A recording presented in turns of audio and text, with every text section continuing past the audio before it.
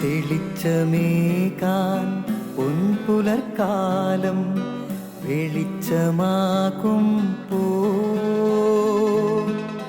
നുറുങ്ങുവെട്ടം പക്ഷിപരാഗം തെളിച്ചു കാട്ടും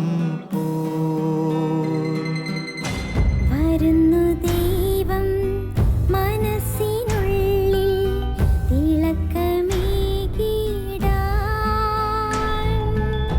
തരുന്നു ധ്യാന പ്രകാശമാർക്കും വിളക്ക് വയ്ക്കും പോൽ നുറുങ്ങുവെട്ടം ഇറങ്ങിടട്ടെ ഹൃദന്തമെല്ലാം യുഗപ്രകാശത്താൽ മറഞ്ഞിടട്ടെ മനാന്ധകാരം യുഗപ്രസാദത്താൽ നുറുങ്ങുവെട്ടം.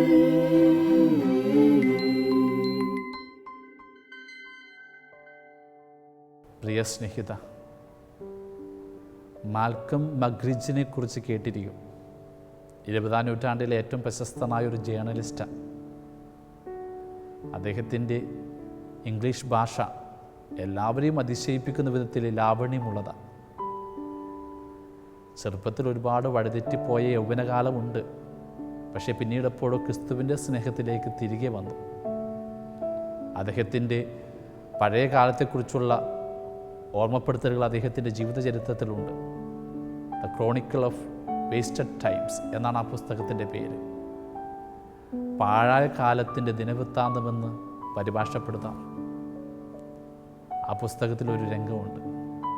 ചെറുപ്പത്തിൽ അയാൾ ഇന്ത്യയിൽ ജേർണലിസം പഠിപ്പിക്കാൻ വന്നു, സൗത്ത് ഇന്ത്യയിൽ. ഒരു ദിവസം കുളിക്കുവാൻ വേണ്ടി നദിയിലേക്ക് പോയപ്പോൾ കുളിച്ചുകൊണ്ടിരുന്ന സമയത്ത് നദിയുടെ മറുകരയിൽ ഒരു ഗ്രാമീണ സ്ത്രീ കുളിക്കാൻ വന്നു. അത് കണ്ടപ്പോൾ അയാളിലെ ജടികവാസന ഉണർന്നു. ആ സ്ത്രീയുടെ സൗന്ദര്യം കാണാൻ വേണ്ടി അയാൾ മറുകരയിലേക്ക് നീന്താൻ ആരംഭിച്ചു.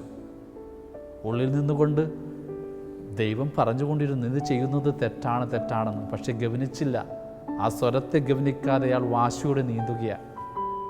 പെട്ടെന്ന് ആ സ്ത്രീ കണ്ടു, തൻ്റെ അടുത്തേക്ക് ഇതൊരു പുരുഷൻ, ഒരു വിദേശി നീന്തി വരുന്നു. ഭയന്ന് വിറച്ച് അവൾ നിലവിളിക്കുന്നുണ്ട്. ആ നിലവിളി ഗവനിക്കാതെ അയാൾ ചാടി എഴുന്നേറ്റ് കണ്ണുകളിലെ ജലം തുടച്ചപ്പോൾ അയാളായിരുന്നു ഞെട്ടിയത്. കാരണം സൗന്ദര്യമുള്ളൊരു സ്ത്രീക്ക് പകരം അയാൾ കണ്ടത് കുഷ്ഠരോഗിയായൊരു സ്ത്രീയെ. മുഖം മുഴുവനും മുറിവുകൾ, പുഴുക്കൾ, ചലം. ഇതൊക്കെ കണ്ട അയാൾ ആത്മരോഷത്തോടെ പറയുന്നുണ്ട്, വാട്ട് എ ലെപ്രസ് വുമൺ.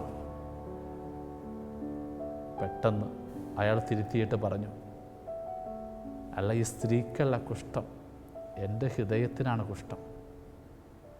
പിന്നെ അയാൾ സങ്കടത്തോടെ തിരികെ നീന്തി. ആ നീന്തൽ ക്രിസ്തുവിൻ്റെ സ്നേഹപ്രകാശത്തിലേക്കായിരുന്നു. പിന്നീട് ഒരിക്കൽപ്പോലും അയാൾ തെറ്റിൻ്റെ വഴിയിലേക്ക് പോയിട്ടില്ല.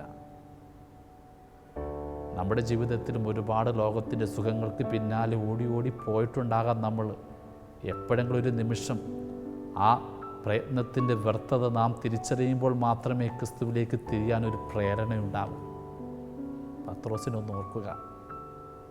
ആ വഞ്ചിയുടെ തീരത്ത് വെച്ച് ക്രിസ്തുവിനെ കണ്ടപ്പോൾ അവൻ പറഞ്ഞതെന്താ?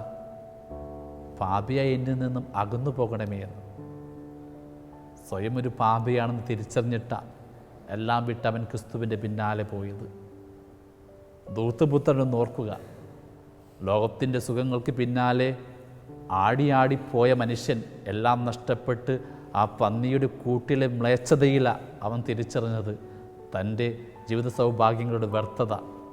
പിന്നെ അവൻ തിരികെ പോകുന്നു പിതാവിൻ്റെ സ്നേഹഭവനത്തിലേക്ക്. നമ്മൾ ആദ്യം തിരിച്ചറിയണം നമ്മുടെ വീഴ്ചകൾ, നമ്മുടെ അപരാധങ്ങൾ, നമ്മുടെ കുഷ്ഠം. എന്നിട്ട് നമുക്ക് തിരികെ പോകാം ക്രിസ്തുവിൻ്റെ കരുണയുടെ പ്രകാശത്തിലേക്ക്. ദൈവം നമ്മളെ അനുഗ്രഹിക്കട്ടെ.